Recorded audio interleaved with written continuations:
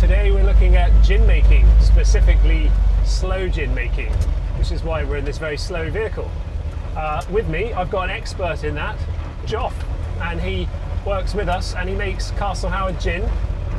Well, we're out looking for blackthorn hedges. Actually, we need to turn right here, Jasper. Right. Yeah. Okay. Yeah. So right turn. Right turn. Okay. That's a bit hairy in first gear, I think. Oh, it's a bit muddier than when I was last here. Okay. Hang on. That was very slow.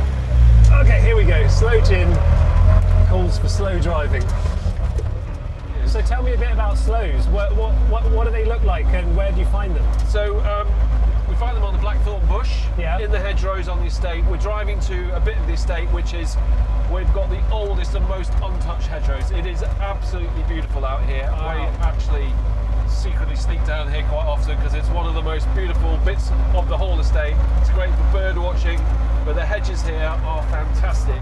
There's, they haven't been touched for probably 300 years. Wow. So they are proper ancient hedgerows, and so it's a real privilege to be able to come here. Amazing. We're going to turn left here at the top. Wow, look at that view.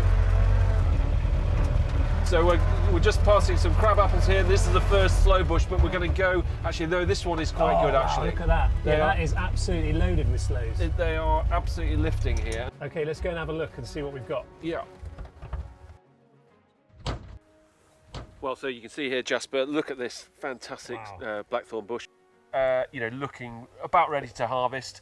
They talk about, of course, the one thing that a lot of people talk about sloes is that you shouldn't pick them until the first frost. Well, we're definitely not going to wait for the first frost. The birds will have them, right? The birds will have them. I'll have had them because the sun ripens the fruit, so not the frost. But we do need a bit of frost on them. What does the frost do? So the frost kind of will help us. It'll split the skin, so if you don't want to prick them, which is quite therapeutic, but when you're doing as much as we do, it's a little more than therapeutic. So what it does is it splits the skins, but it also, crucially, inside the fruit, it splits the cells, which releases flavour and sugar. So it makes the sloe slightly sweeter and a bit more interesting in flavour. So that process of freezing really gets the flavour out. Well, let's maybe pick some, and because I'm fascinated to see how this changes into sloe gin, a drink from a very bitter fruit. Yeah, let's we'll grab the basket and we'll pick some. I'm a big fan of moths, and if you love sloe gin, you have to love moths because they're the ones who do all the pollinating. So the bees and the butterflies get all the plaudits, but the moths really do the heavy lifting, they're doing all of this. So what have we got here, Joff? So we picked the sloes, but of course, I've said we need to freeze these. So we're going to take those fresh ones, freeze them, but here's some I made earlier. So this is demijohn, about 300 grams of sloes in there, and a bit of sugar. The sloes themselves are very bitter, so we need a bit of sugar in there to help to kind of sweeten it. But also, putting the sugar on the dry fruit helps draw out some of the flavour as well straight away. What sort of ratio?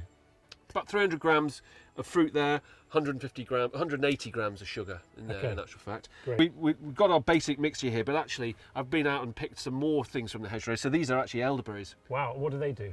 So they're going to provide a bit of a deeper, richer kind of flavour. So when we've used elderberries before, they give it a kind of velvety richness. Not that many into there, but probably a quarter of that, 100 grams of elderberries in. Excellent, thanks, Joff.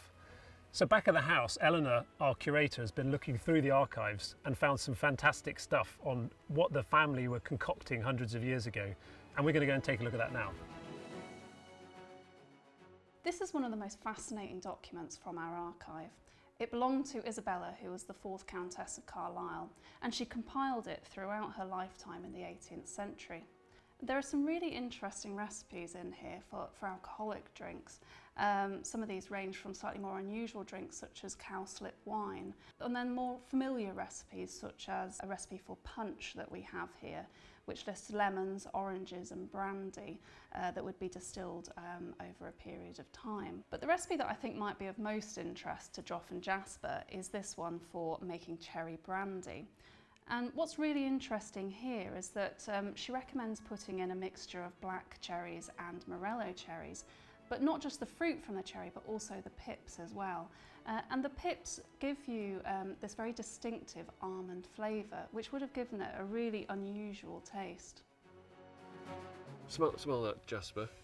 It smells quite almondy. Yeah, so actually it's actually a bit of hydrogen cyanide that comes out of the stone and gives a flavour to the liqueur. Not enough to do you any damage, but a really nice almond flavour. Not poisonous then? Not poisonous. Okay. Eleanor's research was really interesting. But so I got a bit of inspiration because sloe stones have the same kind of properties. So, so we thought, why don't we use those? So now we're going to do the all-important gin, the fun bit. Oh, look at the colour coming off of that.